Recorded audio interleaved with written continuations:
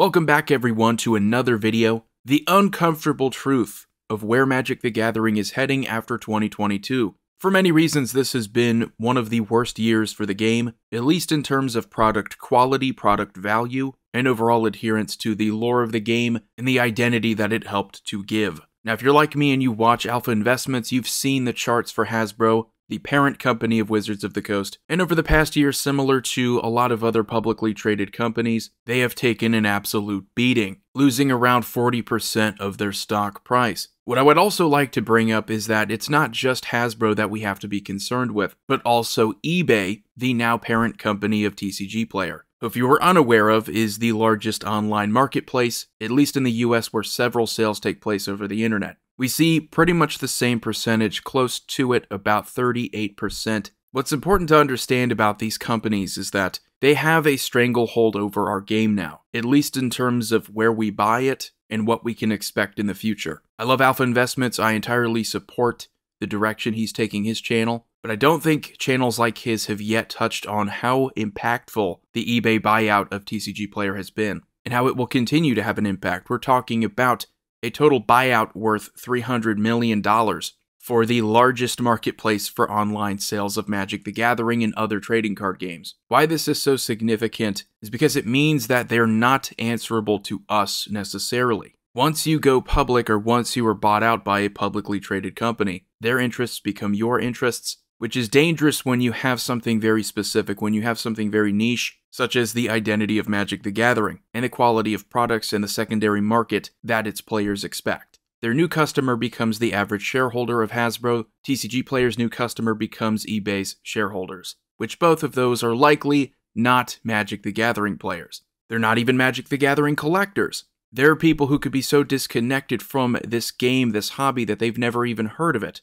And that, to me, is incredibly dangerous. Why I feel so strongly about it is that we've known for a long time that Hasbro is not really a good thing for Wizards of the Coast. They're going to be pushing constant growth and profitability over the quality of the game itself. And it would seem that in the past 5 years, Wizards of the Coast has offered zero pushback. While the stock prices that you see here are not independent of the market, of course, when big tech takes a hit, semiconductors, like everything that generally drives the market, when those stocks take a hit, things like eBay and Hasbro are going to go down because they're not really that important by comparison. But that doesn't mean that the shareholders for either of these companies is aware that everything else has gone down over the past year. They want to know why their shares are going down, and they want to know if anything can be done to generate more earnings for either of these companies. This is where the 30th anniversary comes into play. You're talking about a product with an MSRP of around $1,000 US for what amounts to around 60 cards with really no new commissioned artwork, which helps to keep the costs low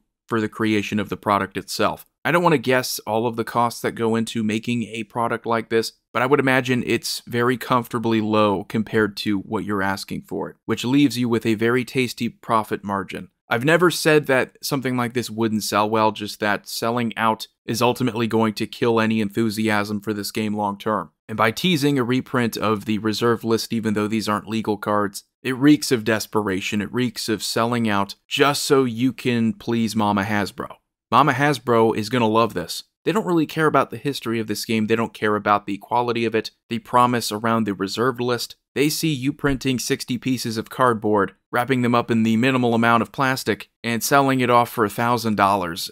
This being the ultimate jump the shark moment for Wizards of the Coast. I haven't even yet mentioned that direct sales through Wizards of the Coast or Hasbro, whatever the Secret Lair website is, it's created this environment where your actual brick and mortar stores that used to support you and introduce new players are being hurt the most. It used to be where you would occasionally get a product like a From the Vault, which were actually kind of a big deal. LGSs would receive a limited quantity of them, which gave them that extra premium feel. It wasn't a product that was oversaturated. The Secret Lair sets, however, not only are they not going to be sold in LGSs, but we receive like 50 million of them every year, and they range in quality from impressive artwork to literal kitty drawings. This was a product that I initially didn't care too much about, but the caveat was always, if they don't do this too often, I can see it being okay. Should have known better at the time, that's my bad, that over the past couple of years it would continue to spiral into a chaos that has consumed the product identity of the game. The uncomfortable truth about Hasbro's influence over Wizards of the Coast is that this oversaturation is by design, it's not by accident.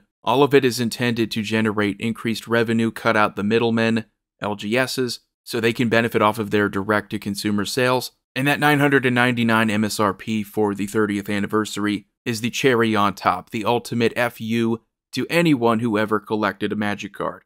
Which is ironic because a set that's intended to be for collectors may very well kill the collectible value of certain cards for years to come. Now, I didn't just mention eBay and TCG Player for no reason. The issues with TCG Player are pretty significant. I know that TCG Player isn't the only place where you could buy Magic cards over the internet, but it is probably the most used site for sellers and buyers of Magic cards. The other competition would have been eBay, but eBay just... So they all got together and said, let's create a monopoly of online sales. Yes, Card Kingdom exists. You could even use Amazon, which is a different marketplace. The only other real competition, I would say, for eBay and TCG Player. But even then, you're not getting quite the same experience. What's happening with TCG Player is an absolute abuse of their card optimizer, which is one of the biggest selling points to eBay. This is an issue that I've been covering in depth over the past, I would say, 4 months. The card optimizer ripoff is not being done by small individual sellers, as you would probably expect, people trying to play games with the market values, but instead, sellers who have sold 50,000 plus cards on the site, purposefully listing different conditions of the same card around the same price, which is usually a ridiculous premium, hoping that when someone uses the card optimizer to condense their cart using the same seller, using the same direct feature, they're going to be selecting one of those cards, and when you have several listings at different conditions,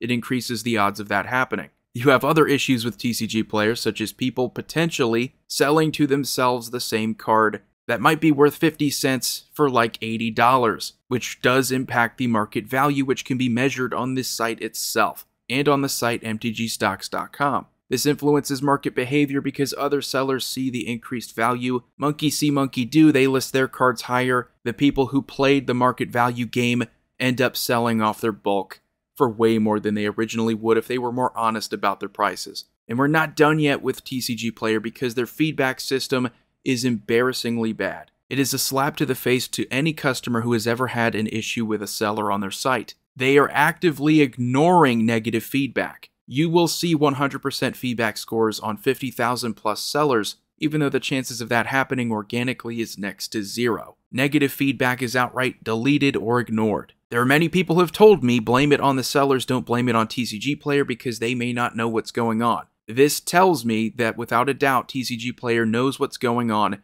and they do not care. Them receiving a nice signal boost because of eBay to shareholders and potential buyers isn't going to help that problem. Because like with Wizards of the Coast being answerable to Hasbro shareholders, TCG Player is now subservient to eBay's. The uncomfortable truth here is something that not many people have pointed out. We have forces on both sides that are actively working against the consumer.